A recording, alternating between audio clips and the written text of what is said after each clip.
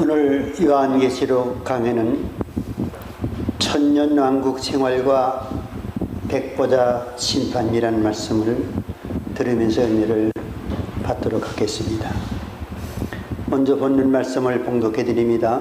요한계시록 20장 7절에서 15절 말씀까지 봉독합니다. 천년이 차매 사탄이 그 옥에서 놓여 나와서 땅의 사방 백성 곧 곡과 마국을 미혹하고 모아 싸움을 붙이니 그 수가 바다 모래 같으니라.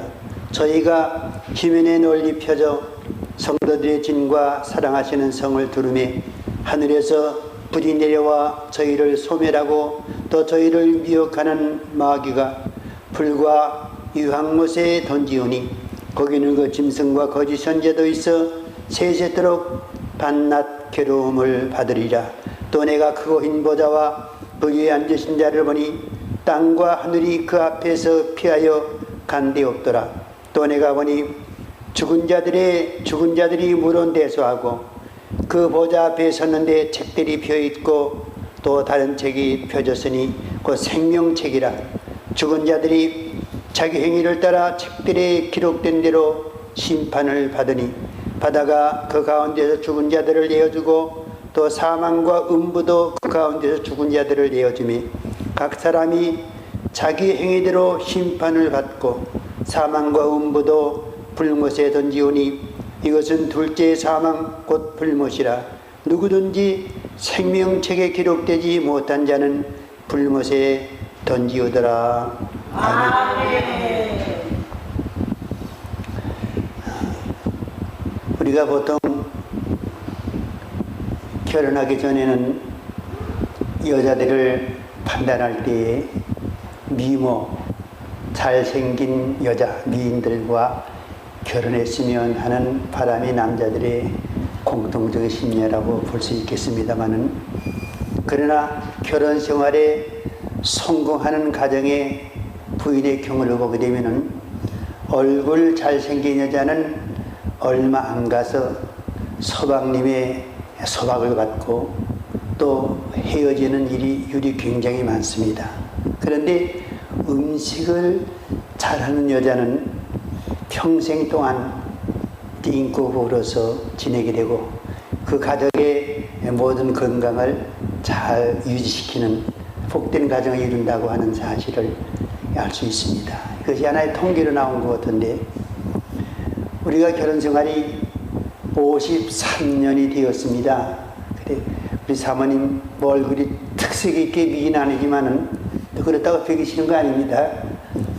되게 음식 솜씨가 좋아서, 제가 원래가 이제 우리 아버님도 일찍 돌아가시고 또 이제 병력도 많은 가족인데, 이렇게 지금 나이가 많은데도 활기차게 활동할 수 있고 성경을 연구할 수 있고 또 젊은 사람보다 더 큰 꿈을 가지고 비전을 가지고 하나님이 일할 수 있다고 하는 이 사실은 우리 사모님이 음식 솜씨가 좋아서 저에게 잘 먹이므로 아마 이제 그러한 건강을 유지하고, 우리 식구들이 7남매를 키우는 가운데 7남매가 다 건강한 모습으로 자라났다고 하는 이 사실은 이제 옛날에 참 어려운 가운데서도 이제 자녀들에게도 좋은 음식이 먹여서 잘 키웠다고 하는 그러한 사실을 반증하는 것이라 볼 수 있습니다. 이 말씀을 내가 왜 하느냐 그러면은, 이것은 육신의 양식이지만 영의 양식도 잘 먹어야 됩니다. 그래서 사람이 떡으로만 살 것이 아니요 하나님 입에서 나는 모든 말씀으로 살 것이라. 그래서 우리는 하나님의 말씀으로 사는 영적인 속사람을 갖고 있습니다. 그래서 온 신앙생활은 하나님 말씀이 제일이고 그 다음에 육의 양식이라고 볼 수 있는데, 하나님 말씀은 먼저 주의 종이 강단에 전하는 설교 말씀이 가장 중요한 하나님 말씀으로 볼 수 있겠습니다. 그래서 설교 말씀을 듣는 심령들, 어떻게 듣느냐, 어떻게 전하느냐는 것이 중요한 문제입니다. 그것이 만약에 잘못된 진리를 전하게 되면은 이단이 되고 신앙에서 실족하게 되고 신앙이 삐뚤어져가게 되고, 또 문제 있는 집안에서 문제가 생기는 것처럼 하나님 말씀을 잘못 먹게 되면은 문제 성도가 생기는 것입니다. 그래서 이제 요즘 우리 김 목사님 새벽 예배 요한계시록을 전하고 또 이제 심야 기도회 주기도문을 이렇게 전하고 있습니다만은 김 목사님 말씀을 가만히 듣게 되면은 은혜가 되고 또 신학적으로 조직 신학적으로 모든 면에서 하자가 없어요. 네, 제가 신학교 때부터 조직 신학에 관한 것 제가 원래가 그 성경 맥을 따라서 깊이 파고 연구한 사람이기 때문에 그 맥을 따라서 연구한다는 건 조직 신학이거든요. 또 우리 칼빈주의 신학을 많이 공부한 사람이기 때문에 그러한 면은 설교를 몇 번 들으면 잘 아는데 그러한 면에서 하자가 없어서 여러분에게 그리고 또 이제 설교 준비를 많이 하시는 그러한 내용들이에요. 그래서 이제 그 목회자가 설교 준비를 잘하고 하자 없이 전하는 것은 가정주부가 가족의 건강을 위해서 이제 음식을 잘 만들고 영양소 있는 음식을 만들고 먹이는 것처럼 아주 중요한 일이에요. 여러분들 이제 다른 교회 목사와는 또 특별한 그러한 말씀의 은사와 또 성경 연구의 은사와 또 그런 면에서 하다가 없는 그러한 설교인 줄 그렇게 감사하면서 늘 시간마다 주시는 말씀을 잘 받아들임으로써 여러분의 신앙이 성장해야 됩니다. 또 우리 김 목사님 이 합동적 목사에는 그런 면은 더러 찾아볼 수가 있어요. 신학적으로 하자가 없다. 칼빈주의 신학이다. 설교도 잘한다. 그런데 문제는 뭐냐 되면은 딴 건 잘하는데 요한계시록은 아주 빵점이다. 요한계시록은 이제 깊이 있게 연구를 못합니다. 네, 칼빈주의 신학으로서 요한계시록을 정립할 수가 없어요. 그렇다고 세대주의 신학을 따라갈 수 없고 그러다 보니까는 이것도 아니고 저것도 아닌 그러한 종말론을 갖게 되는 경우가 많습니다. 그래서 애차 때려 집어치우고 요한계시록을 멀리하는 목사들이 많은데 우리 이제 김 목사님 우리 이제 교회에 오시기 전부터 요한계시록을 이렇게 공부하는 진지한 태도와 지금도 요한계시록을 연구하는 그 모습을 볼 때에 이제 참 우리 교회에 참으로 알맞은 하나님의 종이라는 그러한 자신이 들고 또한 우리 이제 교회가 주도적으로 인도하는 박중설이 사역해 이끌어갈 그러한 신학적인 종말론적인 그러한 신학을 정립하고 또 완전 무결하게 이 종말의 복음을 전할 수 있는 종이 될 수 있다고 하는 생각이 듭니다. 이렇게 이러한 요건을 갖춘 사람이 우리 신생교회의 제 후임자가 되기를 오래전부터 바랬었는데 참 그것이 그렇게 어려웠어요. 그런 조건을 갖춘 조정 이제 만나기 어려웠었는데 우리 목사님 그렇게 만나고 또 내가 금방 교회 손을 띄게 되면은 우리 목사님 이러한 길에 이제 올바로 들어서기 어렵습니다. 그래서 제가 이제 10년까지 동사 목사로서 함께 이제 목회를 하고 또 그 이후에도 앞으로 이제 종말론적인 면에서 많은 가르침을 갖는 가운데 우리 목사님도 종말론적인 책을 지금부터 많이 준비하는 가운데 이제 앞으로 4, 5년 후에는 김 목사님 이름으로 책도 몇 권 만들어내서 이제 이 벽면에 이제 우리가 사명을 가지고 더 크게 매진해야 될 것입니다. 인터넷을 열어보게 되면은 그 종말론에 관한 그러한 이제 그 사이트들이 많습니다. 그리고 또 그러한 사명 가져서 하는지 그렇지 않아서 하는지 모릅니다만은 그러한 이제 이상한 그 종말론을 펴는 그러한 사이트들이 많아서 들어가 보게 되면은 너무나도 엉망이에요. 그래서 그러한 것 가지고서는 이제 저 재림에 대한 주여종에 대한 이제 종말론적인 교육이라든가 사명을 주는 그런 일을 감당할 수 없다고 하는 생각이 자꾸 듭니다. 그래서 우리 교회가 끝까지 이를 주도적으로 밤중소리 사이트들과 밤소리 사역기를 통해서 이끌어 나가야 되었다는 그런 생각이 듭니다. 오늘은 특별히 종말론에 있어서의 가장 중요한 부분입니다. 천년왕국 생활과 백보자 심판. 여러분, 우리 주기도문을 이제 거의 매일 외다시피 하지요.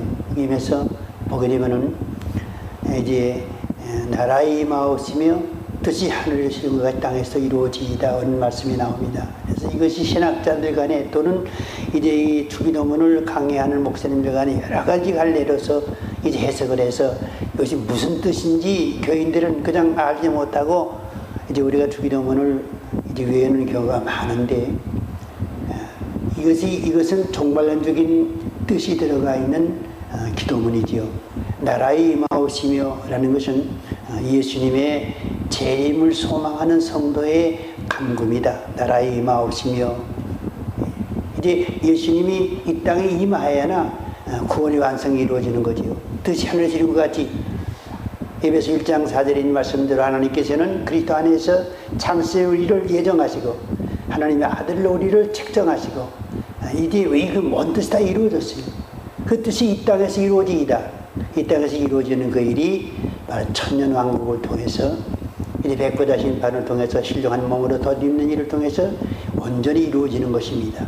그래서 주기도문이 가장 중요한 부분, 하나님 간구하는 부분이 주 재림을 통한 우리의 구원의 완성과 또 천년왕국의 이제 소망 가운데서 하나님의 예언의 성취를 이룬 일이라고 하는 사실을 알 수가 있습니다.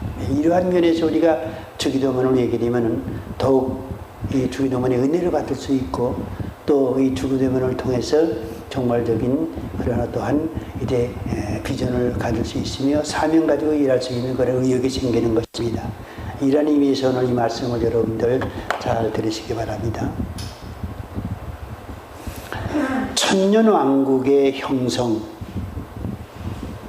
천년왕국이 과연 성경에 어떻게 나와 있느냐 하는 사람들은 그냥 요한계시록 20장에 1000년 동안 왕노릇하리라 또는 1000년 동안 붉은 용을 결로 밖에서 무저에 가둔다고 하는 그 말을 통해서 거기 1000년이라는 그 말이 요한계시록 20장에 한두 군데밖에 없는데 그것을 가지고 어떻게 1000년 왕국이 있다고 말할 수 있겠느냐? 그것은 상징적인 말, 다른 의미의 뜻이 천년왕국을 가리키는 말이 아니다. 이렇게 말하는 사람이 많습니다. 이것은 억지죠. 성경에는 천년왕국에 대한 소망적인 그러한 계시가 굉장히 많습니다.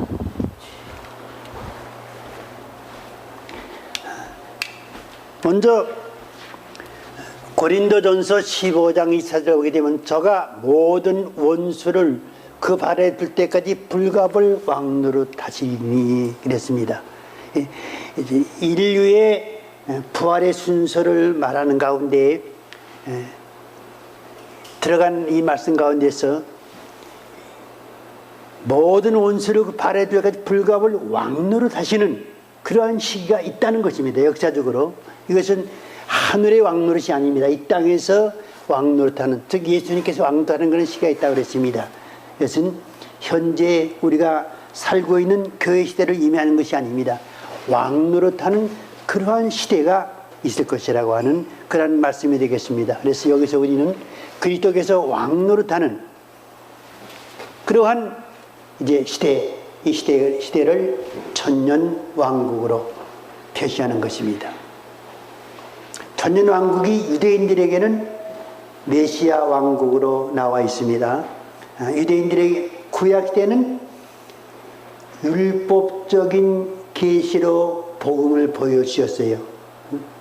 구약 시대에도 구약이라고 하는 성경, 구약도 성경이지요. 신약도 성경이고, 이 구약 성경, 이 구약 성경이나 신약 성경이나 복음입니다. 구약 성경을 신약 성경과 구별을 해도 구약 성경도 구별해도 구약 성경만으로도 훌륭한 복음입니다.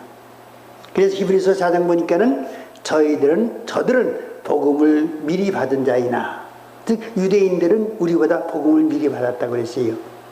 복음이라는 것은 복음의 주체가 누구세요?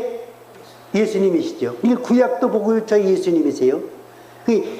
예수님 복음의 주체이신데 예수님의 하시는 중요한 사역, 즉 복음의 사역이 뭐예요? 둘로 나누죠. 예수님의 초림과 재림이지요. 초림과 재림입니다. 복음은 곧 예수님이시고 예수님의 사역은 초림과 재림이에요. 그래서 창세기 이제 3장 15절에서 이제 뱀이 여자의 후손에 발꿈치를 상하고 여자의 후손은 뱀의 머리를 칠 것이라고 하는 것은 초림과 재림을 이렇게 구약적인 이제 그 복음으로서 전하신 것입니다. 그래서 구약에도 예수님의 초림과 복음이기 때문에 재림이 있어요.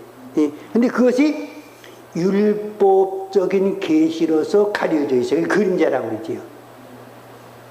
그래서 구약에도 예수님의 재림이 많이 있습니다. 왜냐하게 되면은 구약도 하나의 복음이기 때문에 초림과 재림이 없게 되면 복음이 될 수가 없어요.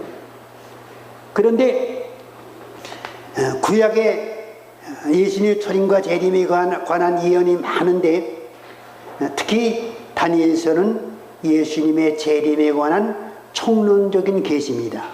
그 구약의 요한계시록이 다니엘서예요. 그래서 유대인들은 아직도 구약교회에 속하는 성도들이에요. 성도라는 이름이 붙어 있지만은 그러나 그들은 아들을 믿지 않기 때문에 구원은 없습니다만은 이제 신약시대와 신약교회는 신약성경은 말씀으로 계시된 복음이에요. 그러니까 율법으로 계시된 복음은 그림자로서 신약시대에는 구약시대는 유대인에게만 해당되었어요. 율법에 속한 사람들에게만 그 복음에 해당되었지만 신약시대는 말씀으로 계시된 복음이기 때문에 이것은 유대인과 이방인의 담이 헐어지고 예수 그리스도로 말미암아 구원을 얻는 그러한 복음이 신약시대의 복음으로 나온 거예요. 그렇다고 복음이 틀린 것이 아닙니다.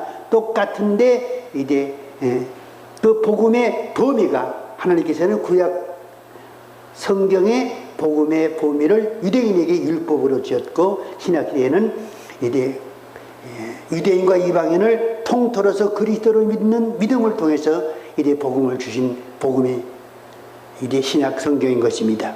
그래서 신약 성경은 바로 신약 성경에도 예수님의 초림과 재림이 있게 되고 예수님의 재림에 대한 이제 총론적인 계시가 바로 요한계시록에 있다고 하는 사실.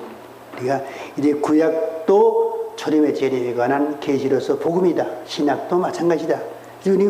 이제 신약적인 종말적인 계시를 우리는 구약적인 면에서 살펴볼 때에 또 그림자로서 이제 밝혀주니까는 또 확실한 본체를 발견할 수가 있다고 하는 사실을 알 수가 있게 되는 것입니다. 그 다음에 계시록 11장 15절에 보게 되면 일곱째 천사가 나팔을 울매 하늘의 큰 음성들이 나서 가로되 세상 나라가 우리 주와 그 그리스도의 나라가 되어 그가 세세토록 왕노릇 하시리로다. 세상 나라가 지금 우리가 살고 있는 세상 나라가 말합니다. 세상 나라가 우리 주와 예수님이죠. 또 그 그리스도 같은 그리스도의 나라가 되어 이 세상이 그리스도가 지배하는 나라가 되어 그가 예수님께서 왕노릇 하시는 그러한 나라가 이제 생긴다, 온다고 하는 것입니다. 이것이 이제 뜻이 하늘에서 이루고 땅에서 이루어지다 함으로써 결론적으로 이제 하나님 구원의 완전 성취를 이루어지는 그러한 천년 왕국 시대를 가리키는 말씀입니다. 이렇게 성경 도처에 천년 왕국에 대한 분명한 계시가 있어요. 그뿐이 아닙니다. 계시록 19장 6절에는 할렐루야 주 우리 하나님 곧 전능하신 이가 통치하시도다. 이것은 19장은 천국을 의미하는 것이 아닙니다. 그리고 또 이것이 현세의 하나님의 통치를 가리킨 것이 아닙니다. 장차 이 땅은 전능하신 하나님, 전능하신 이, 이것이 바로 구약적인 어떤 그 표현이 되는데 이제 전능하신 이가 즉 하나님의 아들이신 예수를 가리킵니다. 통치하시는 그런 시대가 올 것이라고 하는 것입니다. 다니엘서는 이 문제에 대해서 어떻게 말씀하고 있느냐. 인자 같은 이가 하늘 구름을 타고 와서 이것이 바로 예수님의 재림을 가리킵니다. 옛적부터 항상 계신 자에게 나와 그 앞에 인도됨에 그에게 권세와 영광과 나라를 주고 모든 백성과 나라들과 각 방언하는 자로 그를 섬기게 하였으니 그 권세는 영원한 것이라 옮기지 않을 것이요. 그 나라를 그를 섬기게 하였으니 그 권세, 이 예수님의 권세로 이 다스리는 이 나라, 백성과 나라들과 그 방언하는 자로 그를 섬기게 한 이 나라가 바로 천년왕국을 의미하는 것입니다. 이처럼 성경에는 구약에도 그렇고 신약에도 그렇고 이제 하나님의 나라, 이 땅에 이루어지는 하나님의 나라, 곧 이제 천년 왕국이 세워져서 재림하시는 예수님께서 이제 그 왕국의 영원한 왕이 될 것이라 하는 그런 계시가 굉장히 많다고 하는 사실. 그래서 천년 왕국이라는 말이 이 요한계시록 20장에 천년 동안 왕노릇 한다고 하는 그러한 말 그 하나에 국한된 그러한 계시인 것이 아니라 성경 전반에 걸쳐서 이제 천년왕국에 해당되는 많은 계시가 있다고 하는 사실을 우리는 알 수가 있습니다. 그러면 천년왕국은 어떻게 세워지느냐? 우리가 그냥 이렇게 신앙생활 하는 가운데에 예수님이 그냥 재림하셔서 이 세상을 갑자기 천년왕국으로 만드는 것이냐? 거기에 대한 분명한 종말적인 견해들을 갖지 못하고 있습니다. 그러나 성경을 우리가 자세히 보게 되면은 예수님의 재림 때에 이 땅이 어떻게 되며 어떻게 해서 이 땅이 한 나라가 이루어지는가에 대한 모든 해답이 바로 성경에 나와 있습니다. 베드로후서 3장 10절 그러나 주의 날이 도적같이 오리니, 주의 날이라는 것은 주의 재림의 날입니다. 주의 재림의 날이 올 때에는 그날은 하늘이 큰 소리로 떠나가고 체질이 뜨거운 불에 풀어지고 땅과 그 중에 있는 모든 것이 드러나리로다. 그러면 이것이 무슨 심판이에요? 일곱째 심판이죠. 인류의 마지막 심판이에요. 이렇게 지구에 완전한 파멸을 가져오는 심판이 있다고 합니다. 그 다음에 계시록 16장에 큰 지진이 있었지 근지 사람의 땅에 있어오므로 이 같은 그 지진이 없었더라. 이 지구가 세 가지로 갈라지는 이제 전대미문의 역사상 최대의 지진으로 이러한 큰 지진으로 지구가 멸망받는, 완전히 소멸돼 버리고 마는 그러한 대사건이 일어나게 됩니다. 그 다음에 어떤 일이 일어났냐? 여기 연결되는 부분이죠. 베드로후서 3장 10절 12절 하늘의 날이 이르기를 바라보고 간절히 사모하라. 그날에 하늘이 불에 타서 풀어지고 체질이 뜨거운 불에 녹아지려니와, 이것이 하늘이 큰 소리에 떠나가고 체질이 뜨거운 불에 풀어진다는 거죠. 불에 녹아지려니와, 이 세상 그렇게 멸망하지만은 우리는, 그때까지 살아있는 우리는 그 약속대로, 하나님께서 우리에게 약속하신 말씀대로, 요한계시록에 약속하시고 성경 전반에 걸쳐서 우리에게 약속하신 대로 새하늘과 새 땅을 바라보도다. 이 땅에 새로운 세계를 형성하는 천년왕국을 바라볼 수 있다는 것입니다. 근데 이사야서 65장에서는 보라 내가 새하늘과 새 땅을 창조하나니, 이 새하늘과 새 땅은 같은 맥락의 이제 종말적인 사건으로서 천년왕국을 얘기합니다. 여기서 새하늘과 새 땅을 창조하나니, 이것은 창세기 1장의 이 세상의 창조를 의미하는 것이 아닙니다. 그것은 이미 창조된 것인데 다시 하나님께서는 새하늘과 새 땅을 창조한다는 그런 의미입니다. 이전 것은 기억되거나 마음에 생각나지 아니할 것이라, 우리가 지금 살고 있는 이 세상에 있었던 모든 일들은 다 지나가 버리고 우리가 새로운 세계를 맞이할 수 있다는 것을 말씀해 주시는 새하늘과 새 땅을 말합니다. 그래서 이 지구가 이처럼 예수님의 재림 때에 완전히 소멸되는 이러한 하나님의 심판 이후에 하나님께서 약속대로 새하늘과 새 땅을 우리에게 보여주신다. 신약이나 구약이나 똑같이 우리에게 이 말씀으로서 약속해 주십니다. 그럼 천년왕국은 왜 필요하냐? 천년왕국 없이 우리가 다 이래 예수님 재림 때에 다 변화했고 다 부활해가지고 뭐 천년왕국이니 뭐니 필요 없이 천국에 올라가면 될 것이 아니냐, 그렇게 말하는 사람들이 많습니다. 그렇게 주장하는 사람들을 무슨 주의자라고 그래요? 무슨 주의자라고 그래요? 무천년주의자라고 그래요. 천년이 필요 없다. 무천년. 네. 천년이 필요 없다. 예수님 오시면은 뭐 우리 변화받고 죽은 사람 살아나고 그러면 뭐 천국까지 변화받고 부활받은 몸 가지고 왜 천년왕국 생활을 하느냐? 말이 안 된다. 그래서 부활하고 변화받은 사람이 천년왕국 생활을 못한다는 것은 그 사람들이 성경적이에요. 그것만은 성경적인데 천년왕국 없다는 것은 그것은 거짓된 말이거든요.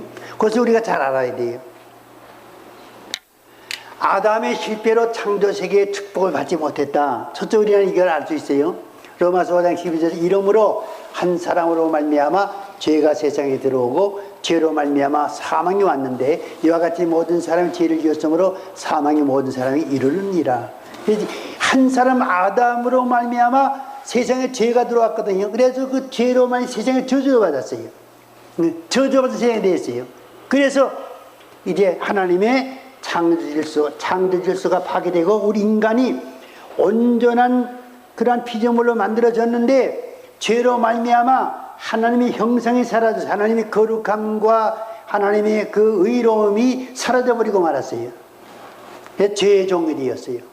죄의 종이 되었기 때문에 이제 우리 인간들이 전적인 타락에, 그것을 전적인 타락이라고 합니다. 다시는 회복할 수 없는 그러한 죄의 자리로 떨어진 것을 무슨 타락이라고 그래요? 전적 타락. 칼빈 신학에서 말하는 전적 타락이라고, 로마서 5장에 나와 전적 타락이라고 합니다. 전적 타락이라는 것은 다시는 타락에서 회복할 수 없다는 거예요. 그래서 아담의 후손으로 태어난 모든 사람들은 완전히 전적 타락으로 태어난 사람들이기 때문에 회복할 길이 없다. 한 사람에도 회복할 길이 있다면 문제가 커지는 거예요. 성경도 필요 없어요. 하나님 구원의 사역도 필요 없어요. 만약에 아브라함이 이제 그냥 자기 의로서 구원을 받을 수 있다고 하게 되면은 메시아도 필요 없고 하나님 의도 필요 없어요. 또 석가가 이제 자기 구원을 이룰 수 있는 그러한 일을 해놓았다면은 예수도 필요 없고 기독교도 소용이 없게 되었어요. 왜? 우리 인간은 전적인 타락으로 다시는 소생할 희망이 전혀 없기 때문에 우리에게는 구주가 필요한 거예요. 거기서 예수를 보내셔서 누구든지 예수로 말미암지 않고는 한 사람도 구원을 얻을 자가 없다고 성경은 우리에게 말씀해 주시는 것입니다. 그래서 이 세상이 왜 아담이 지은, 인간이 지은 죄로 말미암아 이 세상이 전부 저주를 받았을까요? 인간만 저주받지 왜 다른 식물, 동물의 이까지 우주 만물의 창조하는 모든 피조세가 전부 저주받았을까요?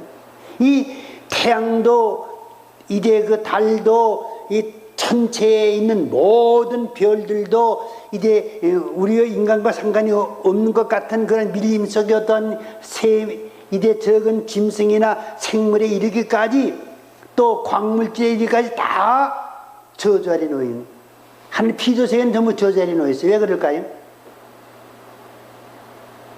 하나님께서 우리 인간을 중심으로 모든 만물을 창조하셨어요.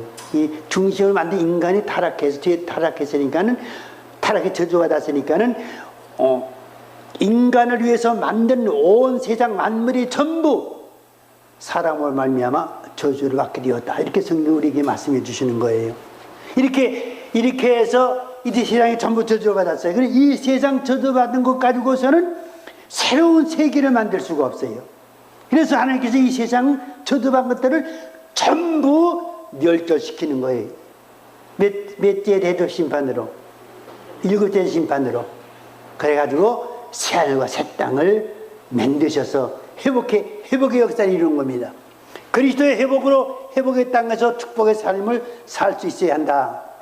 로마서 5장 한 사람의 범죄로 인해서 사망이 그 한 사람을 말미암아 왕노릇 하였은즉 또 의의 선물을 넘치게 받는 자들이 한 분 예수 그리스도로 말미암아 생명 안에서 왕노릇하리로다. 한 분 예수 그리스도로 말미암아 생명 왕노릇한 천연왕국에서는 그래서 이제 그 예수로 말미암아 왕노릇하게 되는 하나님의 모든 백성들, 예수로 아담으로 말미암아 타락해서 저주받은 세상이 그리스도로 말미암아 회복이 돼 가지고 그 회복된 예수로 말미암아 왕노릇하는 모든 백성들이 아담 안에서 누릴 수 없었던 그러한 이제 하나님의 축복을 이제 얻게 하는 그 세계가 천년왕국이라고 하는 새로운 이제 세상입니다.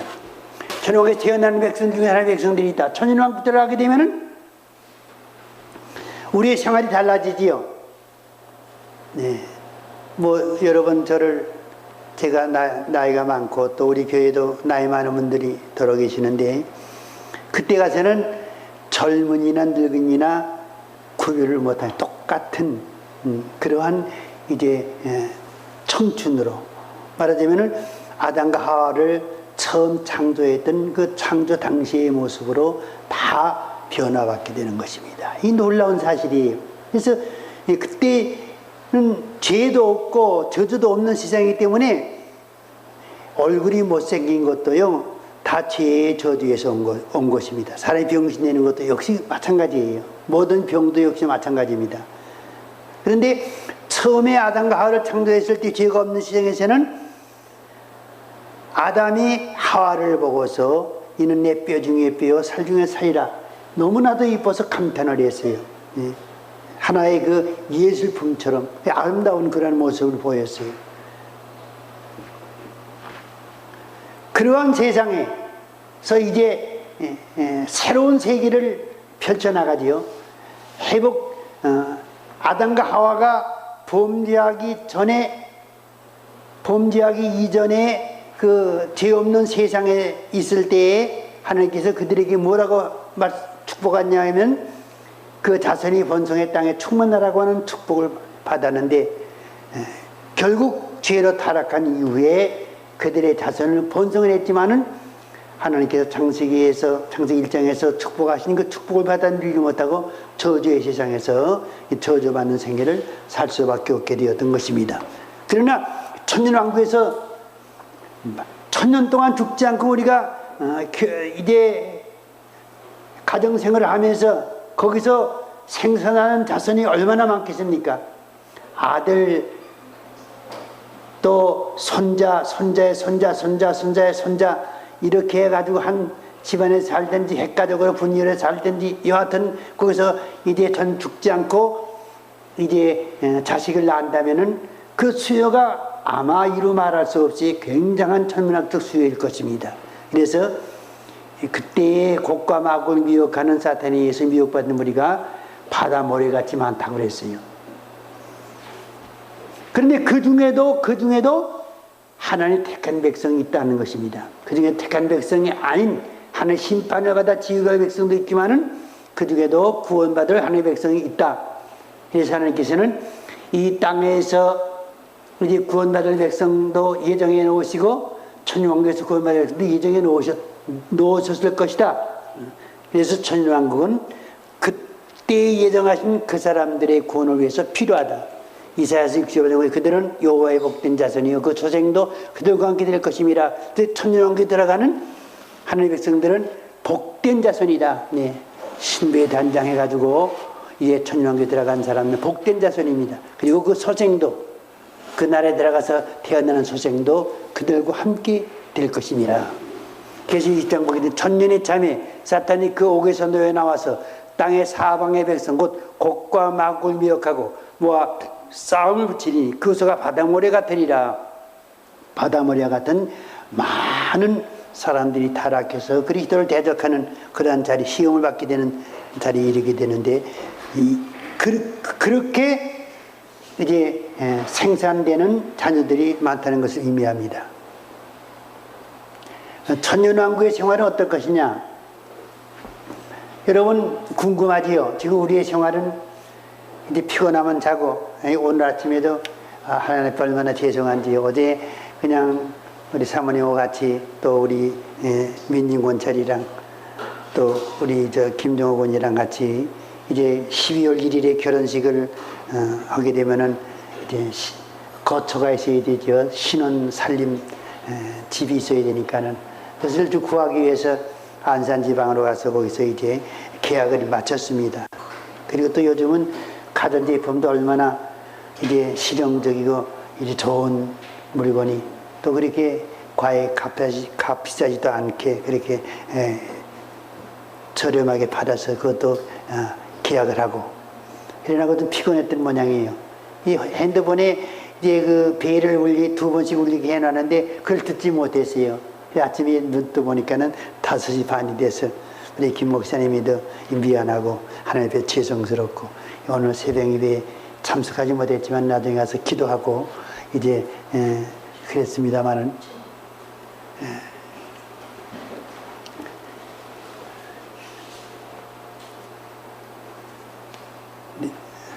내가 왜 그 얘기했죠? 마시 때문에 이제 좀 그런 어려운 근데 그 나라는 이 천년 우리가 이 세상 살 때에는 그리고 또 이제 아픈 사람이 좀 자다가 자고 그 다음날 일어나면 또 아픈 생활을 해야 되고, 피곤한 사람이 또 직장 나가는 사람이 직장 나간다고 다 좋은 직장에 나가는 거거든요.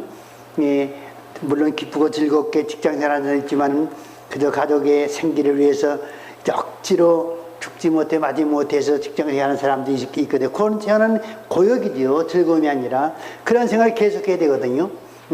그런 생활을 계속하는, 그러다가 이제 병들게 되고 나이 많게 되고 죽게 되고 그러한 모든 것들이 바로 이 사탄으로 말미암은 저주에서 온 것인데, 천연왕국에서는 그러한 저주된 생활이 없습니다. 왜냐하면 마귀 없는 생활은 마귀 없는 사이지요.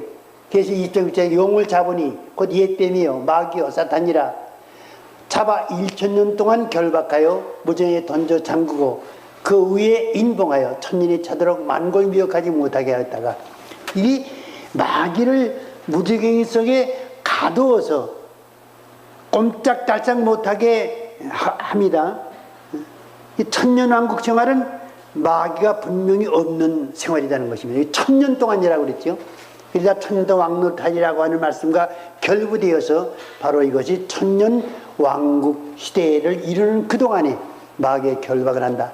결박을 하되 결박해서 무정에 던져 잠그고 또 그 위에 인봉하여 천년이 차도록 만국을 미혹하지 못하게 한다. 여기서 천년이 차도록 만국이 뭐예요?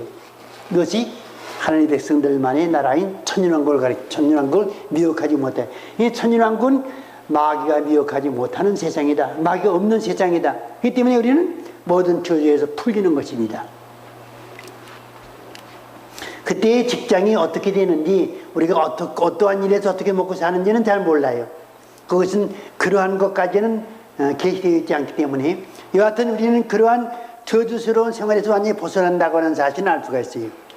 죄와 저주가 없는 사회가 바로 천년왕국인데, 사탄이 없으니 죄가 없고 죄가 없으니 저주가 없습니다. 모든 저주는 죄에서 왔습니다.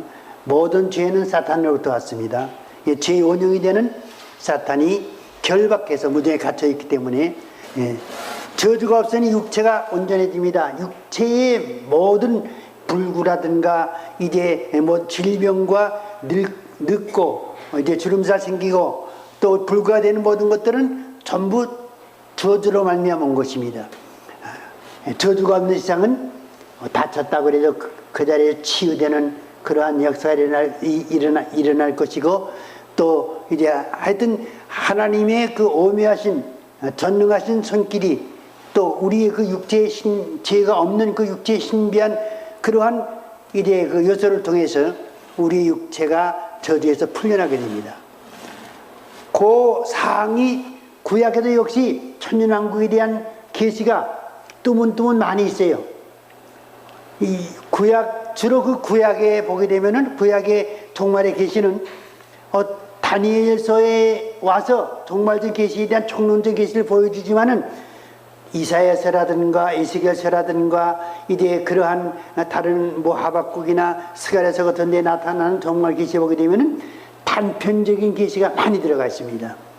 특히 이사야서에는 그 메시아 왕국, 이 유대인들이 소망하는 천년왕 메시아 왕국에 대한 계시가 많이 나오는데 이사야서 35장에서는 그때에 이것은 유대인들이 기다리는 종말인 천년왕국을 가리키는 것이죠. 속의 눈이 밝을 것이며 속의 눈이 열릴 것이며 기모거리의 귀가 열릴 것이며 그때에 저는 자는 산같이 뛸 것이요 봉오리 여는 노래하리니 이는 광야에서 물이 솟겠고 사막에서 물이 흘 것임이라. 이 광야에서 물이 솟게 이것은 이 지구가 완전히 회복된다는 거예요. 이것은 새늘과 새 땅에서 누릴 축복인데 많은 신학자들이 이것을 신약시대의 복음으로 해석을 합니다. 그래서 그때 속의 눈이 밝을 것이며 우리가 속의 눈이 밝아 삶의 말씀을 바라보게 된다든가 그런 걸과 연결시키는 것입니다. 그러나 이 계시의 목적이 그런 것과 연결시키는 계시가 아닙니다. 이것은 유대인들이 바라는 종말적인 메시아 왕국에서 누릴 그들의 축복을 이렇게 계시해 주신 것이에요. 이사야서 65장 2절 20절 거기는 날수가 많지 못하여 죽는 유아와 수완이 차지 못한 노인이 다시 없을 것이라. 거기는 메시아 왕국을 천년왕국을 날수가 많지 못 죽는 유아와 수완이 차지 못한 노인이 없을 것이다. 천년까지 다 산다는 거예요. 근데 백세에 죽는 자가 알겠고 백세에 죽는 자가 알겠고라는 말은 백세에 죽는 사람이 없다는 거예요. 천살까지 다 산다는 거예요. 백세에 못 되어 죽은 자는 저주받는 것이라. 이것은 백세 못 되어 죽은 자도 없다는 뜻이지 백세 못 되어 죽은 자는 저주받는다는 그런 뜻이 아니거든요. 그러니까 백세에 죽는 자도 없고 백세 못 죽는 자도 없고 다 천년 천수를 누릴 수 있다고 하는 그날의 이제 인간의 수완을 여기서 이렇게 말씀해 주신 것입니다.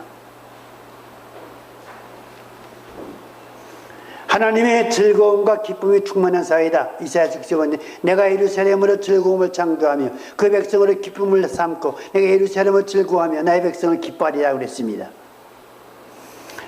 각종 고귀한 모습으로 장식된 사회다. 이사야서 54장 11절에서 청옥으로 내 기초를 쌓으며 홍보석으로 내 성첩을 지으며 성첩은 담이죠. 네. 또 성류석으로 네 성문을 만들고 네 지경을 다 보석으로 꾸밀 것이며 천년 왕국의 우리의 저택과 또 우리가 사는 이 사회의 그 모든 생활 조건이 이렇게 하나님이 이제 주시는 아름다운 그러한 보석으로 꾸민다는 겁니다. 이 보석이 어디서 나와요? 지금 이 보석이 있어요, 없어요? 이 보석이 없지요? 지금도 보석은 있어요. 몇 천만 달러짜리 이제 그 다이아도 있고 여러 가지 우리가 진귀한 보석들도 많이 발견할 수가 있는데 그런데 그 보석이 어디서 나왔겠어요? 보석의 출처가 어디겠어요? 이 지상에 있는 모든 보석이나 모든 광물질이 하다못해 이제 모든 바위나 그런 것들도 전부 어디서 났냐 그러면 그 출처가 이 땅이에요. 밑에 멘틀이라고 하는 이 지질학적으로 보게 되면은 이 이제 체질 지구의 체질 안에 있는 그러한 그 안에 모든 것이 다 숨겨져 있어요. 그것이 하나님께서 이 지구를 처음에 하나님께서 천지를 창조하시기 전에 하나님의 신이 수면에 운행하실 때에 수면이 운행하셨지요. 그러니까 이 땅은 완전히 계란처럼 둥근 상태에 있었어요. 아무것도 없었고 이제 축구공처럼 둥그렇고 그 위에 물이 있었어요. 그런데 어떻게 땅의 형질이 만들어졌어요? 하나님께서 뭐라고 명령하셨지요? 묻이 드러나라. 이제 묻이 드러나라. 묻이라는 것은 땅이죠. 땅이 드러나라고 할 때에 그 땅이 물 위로 드러났어요. 그리고 물은 한 군데로 모였어요. 그래서 한 군데로 모인 물이 바다가 되었고 이제 땅 위로 솟은 그 묻이 육지가 되었죠. 높이 솟은 묻은 산이 되었고, 그것이 이제 금강산처럼 기기묘묘하게 백두산처럼 그렇게 이제 하나님께서 묻이 드러나라고 할 때에 이 땅 어떻게 드러났겠어요? 이 땅 속에 있는 그러한 땅 속에 있는 그 체질을 하나님께서 겉으로 드러낸 거예요. 그러니까 그것이 이제 기길의 이제 그것을 뭐라고 하냐 변동일까 이제 지각의 변동이 있게 되죠. 그것이 폭발합니다. 폭발을. 지금도 이제 지진이 심할 때 화산이 폭발해가지고 새로운 섬이 만들어지는 경우도 있고 있는 섬이 또 없어지는 경우도 있어요. 지구가 폭발해가지고 지지를 이제 땅도 이루고 바다도 만들어졌어요. 그럴 때에 지구 안에 있는 그러한 금덩어리나 은덩어리나 이제 동이나 또 다이아몬드나 그러한 것들이 전부 지구의 폭발과 함께 땅 위로 올라왔어요. 그래서 여러분 이제 금광이 있지요. 금이 아무 데나 캐는 거 아니지요. 금광은 어떻게 발견합니까? 금만 딱 있는 것이 아니라 금맥이 있어요. 맥을 따라서 이제 들어갈 때에 거기서 노다지도 캘 수가 있고 큰 이제 금광을 발견할 수가 있는 것입니다. 다른 거 다 마찬가지예요. 그럼 그것은 무슨 의미냐? 이제 땅에 있는 그러한 이제 보배들이 지상의 다른 물질과 함께 솟아 올라가지고 그것이 많이 모인 것이 금이 많이 모인 것이 금광을 이루었고 그것이 한 군데로 이렇게 모이게 된 것이 하나의 맥으로서 이제 통해가지고 그 맥을 통해서 금광을 이루게 되었고 뭐 다이아몬드 많은 그러한 산을 이루게 되었고 그러한 형도 이제 모래 역시 이제 금모래 같은 거 역시 그러한 형질에서 이제 파서져 가지고 내려온 모래가 되어서 이제 그러한 이제 보배를 이루어냈다. 이제 그 대만에 가게 되면은 하나의 큰 산이 대리석산이 있대요. 가보지 못했습니다만은 대리석산.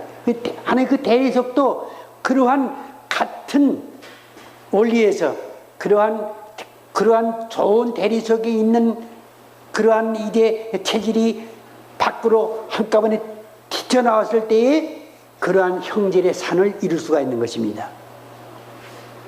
그런데 이제 일곱째 심판으로서 이 지구가 세 가지로 갈라지게 되고 전부 이제 완전히 이 세상이 변화될 때에 이 세상은 창세기 1장에 축구공처럼 다시 둥근 상태에 들어가게 되고 다시 물이 수면이 운행하는 그런 상태에 이를 때에 하나님께서는 새누가 새 땅을 또 창조하게 되면은 묻이 드러나라 하실 때에 그때 하나님께서 그 묻이 드러나는 말씀과 함께 이 땅 속에 있는 금이나 은이나 다른 보석 이런 보석류들을 조금만 더 많이 나오게 하신다면은 지금 이 땅 속에는 무슨 보화가 있는지 지금 사람들이 모르고 있어요. 나오게 한다면은 이 땅은 뭐 성경에 구약에 있지요. 예루살렘의 이제 그 은이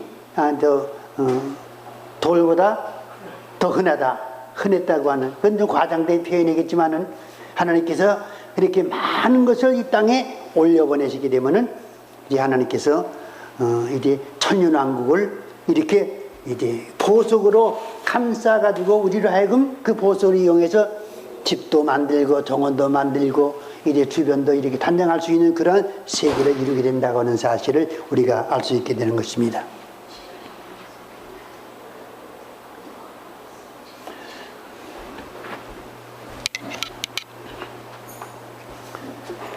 이 천년왕국의 종국과 또 마지막 부활 문제 이제 심판 문제가 나오기 때문에 시간이 좀 더 걸리게 될 겁니다. 그래 오늘은 이 정도로서 마치고 다음 시간에 이 문제를 계속하도록 그렇게 하겠습니다. 오늘 들은 말씀 가운데 질문사항이 있으면 물어보세요. 첫째 부활자들은 부활한 상태에서 천년왕국에서 생활을 네, 부활 상태에서 살게 되는데 양상이 좀 다를 것 같은데 이 육체를 가진 사람하고 부활한 사람. 네, 달라요. 계시록 2장 보게 되면은 사랑하시는 성이라는 말이 있거든요. 사랑하시는 성. 그것은 예수님이 거처하는 하나의 그 지상의 왕궁이라고 말할 수 있지요. 그래서 이제 거기서 예수님과 함께 더불어 왕노릇하기 때문에 이제 그 부활한 첫째 부활자로서 왕노릇할 사람들은 어린 양 왕노릇한 예수님과 함께 왕노릇하기 위해서 그러한 더 영화로운 그러한 성, 부활한 몸이 살기에 합당한 그러한 성에서 거주하면서 또 부활한 몸이 예수님이 이제 부활한 몸으로 세상에 이제 40여일 동안 보이셨던 것처럼 부활한 몸으로 세상에 나와서 이제 그 세상을 다스리는 주의 이름으로 다스리는 일에 또한 다스릴 수 있는 그런 왕권적인 사명도 이룰 수 있는 그런 환경 속에서 이제 살게 될 것이라고 볼 수 있습니다. 성도가 전부 부활한 몸으로 산다면 그것이 문제가 돼요. 천년왕국이 전부 이제 그 부활한 몸으로 산다면은 그 천년왕국이 존재할 필요가 없죠. 부활한 몸으로 살 바에는 이 천국에서 사는 것이 더 나을 것이기 때문에. 그러나 이제 왕노릇할 사람만 부활한 몸으로 살지만, 그러나 그 사람들이 일반 성도와 같이 이제 사는 것이 아니라 이제 어린 양의 사랑하신 어린 양의 성, 즉 부활한 몸이 살 수 있는 합당한 그러한 왕궁에서 왕노릇하는 그 생애를 살아갈 수 있다고 하는 이 사실은 그들에 대한 하나의 큰 축복이고, 또 천년왕국의 생활에 이제 아무런 모순도 처리하지 않는다고 그렇게 우리가 생각할 수 있어요.